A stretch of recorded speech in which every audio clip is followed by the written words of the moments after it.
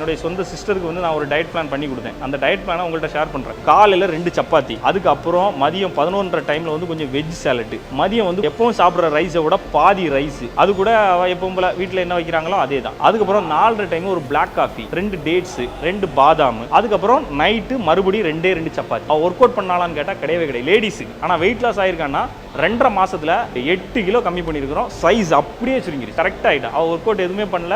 ஏற்கனவே இருந்த ஃபுட்டை வந்து அப்படியே கம்மி பண்ணி ஸ்நாக்ஸ் அது எல்லாத்தையுமே கண்ட்ரோல் பண்ணி இந்த டயட்டை தான் ஃபாலோ பண்ணியிருக்கிறான். ஃபிட்னஸ் அப்படிங்கிறது ஜாலியாக ஒர்க் அவுட் பண்ணி உன் உடம்பு வந்து நீ எல்லா வேலைகளும் செய்யறதுக்கு தயாராக இருக்க அளவுக்கு வச்சுக்கிறது. இவ்வளோதான் ஃபிட்னஸ். ஓகேவா? பாடி பில்டிங் அப்படிங்கிறது மசில் மேக்கிங். ஓகேவா? நம்ம மசிலை மேக் பண்ணி அப்படியே கெத்தாக இருக்குது. இதுலேயுமே காம்படிஷன், அதுக்கப்புறம் வந்து நார்மல் நம்ம லைஃப் ஸ்டைலுக்காக பாடியை பில்ட் பண்ணி வச்சுக்கிறது. நான் இப்போ சொல்லித்தர போகிறது வந்து இந்த லைஃப் ஸ்டைலில் பாடியை பில்ட் பண்ணி வச்சுக்கிறது எப்படி, அதுவும் பிகினர்ஸுக்கு.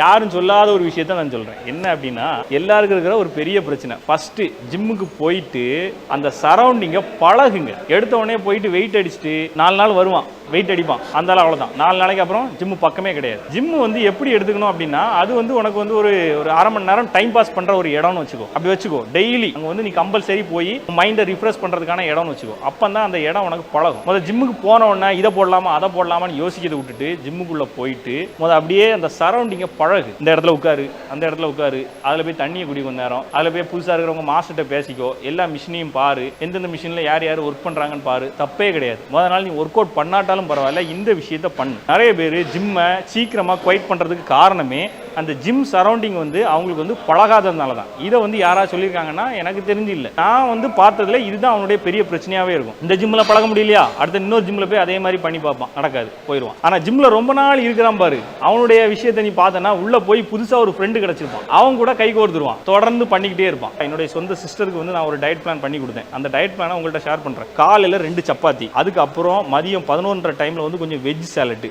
மதியம் வந்து எப்பவும் சாப்பிட்ற ரைஸை விட பாதி ரைஸ், அது கூட எப்பவும் போல வீட்டில் என்ன வைக்கிறாங்களோ அதே தான். அதுக்கப்புறம் 4:30 டைம் ஒரு பிளாக் காஃபி, 2 டேட்ஸ், 2 பாதாம், அதுக்கப்புறம் நைட்டு மறுபடியும் 2 சப்பாத்தி. ஒர்க் அவுட் பண்ணலான்னு கேட்டால் கிடையவே கிடையாது லேடிஸுக்கு. ஆனால் வெயிட் லாஸ் ஆயிருக்கான்னா 2.5 மாசத்துல 8 கிலோ கம்மி பண்ணியிருக்கிறோம். சைஸ் அப்படியே சுருங்கிடுச்சு, கரெக்டாக ஆகிட்டா. அவள் ஒர்க் அவுட் எதுவுமே பண்ணல. ஏற்கனவே இருந்த ஃபுட்டை வந்து அப்படியே கம்மி பண்ணி ஸ்நாக்ஸ் அது எல்லாத்தையுமே கண்ட்ரோல் பண்ணி இந்த டயட்டை தான் ஃபாலோ பண்ணியிருக்கிறான். ஃபிட்னஸ் அப்படிங்கிறது ஜாலியாக ஒர்க் அவுட் பண்ணி உன் உடம்பு வந்து நீ எல்லா வேலைகளும் செய்யறதுக்கு தயாராக இருக்க அளவுக்கு வச்சுக்கிறது. இவ்வளோதான் ஃபிட்னஸ். ஓகேவா? பாடி பில்டிங் அப்படிங்கிறது மசில் மேக்கிங். ஓகேவா? நம்ம மசிலை மேக் பண்ணி அப்படியே கெத்தாக இருக்குது. இதுலேயுமே காம்படிஷன், அதுக்கப்புறம் வந்து நார்மல் நம்ம லைஃப் ஸ்டைலுக்காக பாடியை பில்ட் பண்ணி வச்சுக்கிறது. நான் இப்போ சொல்லித்தர போகிறது வந்து இந்த லைஃப் ஸ்டைலில் பாடியை பில்ட் பண்ணி வச்சுக்கிறது எப்படி, அதுவும் பிகினர்ஸுக்கு. யாரும் சொல்லாத ஒரு விஷயத்த நான் சொல்றேன். என்ன அப்படின்னா, எல்லாருக்கும் இருக்கிற ஒரு பெரிய பிரச்சனை,